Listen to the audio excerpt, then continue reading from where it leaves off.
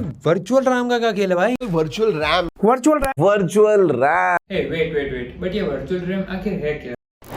अभी थोड़े टाइम से जब भी कोई नया मोबाइल फोन लॉन्च होता है सबसे पहले किसी चीज की अगर बात होती है तो वर्चुअल रैम के बारे में ही बात होती है। बट ये वर्चुअल रैम आखिर है क्या और ये किस तरह से काम करती है?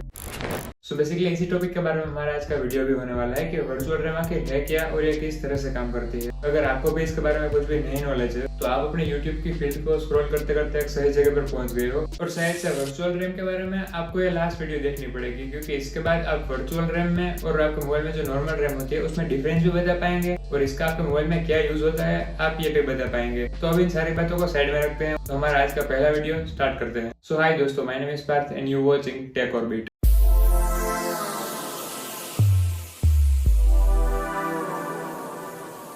तो हम आज का वीडियो का हम लोग हमारा पहला टॉपिक रखते हैं। आपको मोबाइल की जो नॉर्मल रैम होती है उसके बारे में पहले हम लोग बात करते हैं। ये वर्चुअल रैम की तरह नहीं है कि सबके मोबाइल में नहीं होती है। ये सबके मोबाइल में रैम तो होती ही है, वरना आपका स्मार्टफोन फास्टली वर्क नहीं कर सकता है। उसके बारे में हम लोग बाद में बात करते हैं। पहले हम लोग बेसिक से जानने की कोशिश करते हैं कि रैम का मतलब क्या होता है। बेसिकली रैम का फुल फॉर्म होता है रैंडम एक्सेस मेमोरी, यानी कि RAM। और ये बेसिकली एक प्रकार की टेम्पररी मेमोरी होती है। बेसिकली रैम एक प्रकार के हाई स्पीड मेमोरी होती है। ये आपके मोबाइल में रीट्रेडिंग का काम करती है, यानी कि जो आपके मोबाइल में जो एप्स हैं वो सारी रैम की वजह से ही स्पीड में ओपन होती है। अगर रैम ना होती बीच में तो आपकी जो नॉर्मल एप्स हैं जैसे कि free fire, PUBG, Instagram, Facebook, YouTube, ये सब भी ऐप ओपन होने में काफी ज्यादा टाइम लगाती है। पर ज्यादा टाइम नहीं लगता है क्योंकि बीच में रैम आ जाती है और रैम की रीड राइटिंग की पावर बहुत ही ज्यादा तेज होती है। इसकी वजह से जैसे ही आप कोई ऐप को ओपन करते हो वैसे ही वो ऐप फास्टली आपके स्क्रीन पर ओपन हो जाती है। बट अगर आपको ऐसे भी ना समझ आए तो मैं आपको एक एग्जाम्पल से समझाने की कोशिश करता हूँ। जैसे कि आप ऐसे समझ लीजिए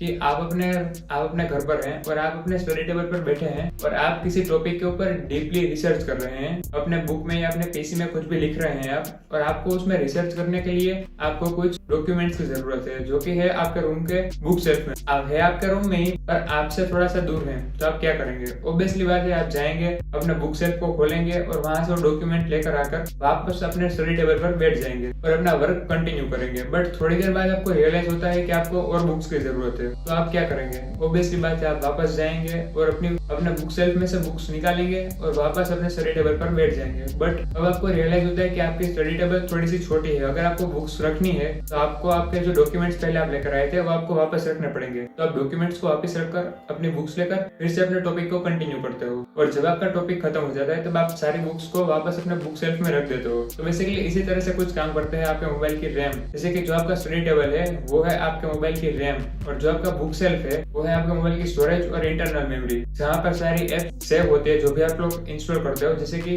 कोई भी ऐप आप लोग इंस्टॉल करते हो तो उनकी फाइल्स आपकी रैम में सेव नहीं होती है, उनकी फाइल्स आपकी सेव होती है आपके स्टोरेज में और इंटरनल मेमोरी में। बट जैसे ही आप उस ऐप को ओपन करते हो वैसे ही आपकी सारी फाइल्स स्टोरेज में से निकलकर रैम में आ जाती है, ताकि आपकी कनेक्टिविटी में कोई भी इशू ना आए और ये जो आप अपने ऐप के साथ मूवमेंट कर रहे हो वो फास्टली से वर्क कर पाए। इसलिए ज्यादातर लोगों को अब तक तो रैम क्या चीज है उसके बारे में समझ आ ही चुका होगा कि रैम किस तरह से काम करती है। बेसिकली रैम एक प्रकार की हाई स्पीड मेमोरी है। आपके मोबाइल में अगर रैम ना हो तो आपके मोबाइल में जो एप्स है वो ओपन होने में बहुत ही ज्यादा टाइम लगाएंगी। बट बीच में अगर रैम आ जाती है तो उसकी रीड राइटिंग की पावर आपके घर में आने वाली बिजली से भी कहीं ज्यादा तेज होती है। ये आपके मोबाइल की जो मेमोरी है 32 GB या 34 GB, उनको बनने में जितना खर्चा आता है उनसे कहीं ज्यादा खर्चा सिर्फ 1 GB रैम बनने में आता है। जैसे ही आप अपने मोबाइल की स्क्रीन को ऑन करते हो वैसे ही आपके मोबाइल की रैम स्टार्ट हो जाती है और जैसे ही आप अपने मोबाइल की स्क्रीन ऑफ करते हो वैसे ही आपके मोबाइल की रैम भी स्टॉप हो जाती है और आपकी जितनी भी फाइल्स थी वो सारी रैम में से निकलकर वापस अपने स्टोरेज में चली जाती हैं। जब आप दोबारा से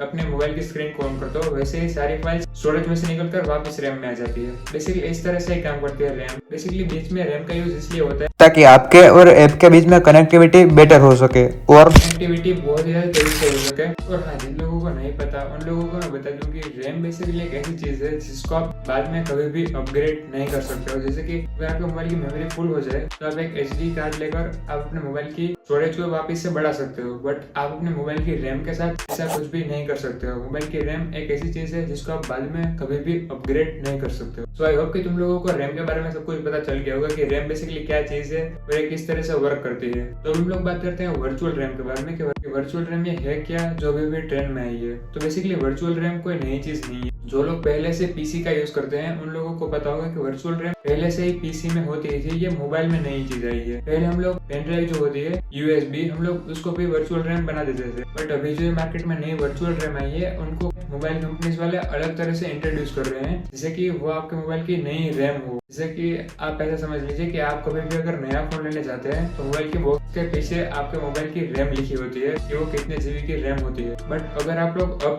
नया फोन बाई करना चाहते हो तो आपने देखा होगा कि 6+4 या फिर 8+2 ऐसा लिख देते हैं, मतलब 6 जीबी की आपकी रैम हो गई और जो दूसरा 4 जीबी है वो आपके मोबाइल की दूसरी रैम है। बट ऐसा नहीं है। बेसिकली वर्चुअल रैम किसको कहते हैं, आपके मोबाइल की जो स्टोरेज होती है उसमें से थोड़ा पार्ट रैम जैसा बनाने की कोशिश की जाती है, और रैम कभी भी नहीं बन सकती है, क्योंकि रैम की, मैंने अभी आपको समझाने की कोशिश की कि जो रैम की रीड राइटिंग की पावर होती है उसको कोई भी चीज बीट नहीं कर सकती है, वो बिजली से भी ज्यादा तेज होती है रीड राइटिंग की पावर, इसलिए वर्चुअल रैम कभी भी उसको बीट नहीं कर सकती है रैम को आपकी। बेसिकली वर्चुअल रैम में आप ऐसी ऐप को यूज नहीं कर सकते हो जो बार बार रिफ्रेश होती हो, जैसे कि इंस्टा हो गया, यूट्यूब, फेसबुक, ऐसी एप्स को आप इसमें यूज नहीं कर सकते हो जो बार बार रिफ्रेश होती है। आप इसमें कैलकुलेटर जैसी ऐप का यूज कर सकते हो जो बार बार रिफ्रेश नहीं होती है और लोड भी कम लेती है, मतलब आपके रैम की भी एक लिमिट होती है। आपके मोबाइल की जो रैम है वो बैकग्राउंड में मैक्सिमम 10 से 15 ऐप को रन करवा सकता है। तो बेसिकली अगर आपके फोन में वर्चुअल रैम है, बेसिकली हो गया करता है जैसे कि आपके बैकग्राउंड में अगर कोई ऐसी ऐप भी रन कर रही है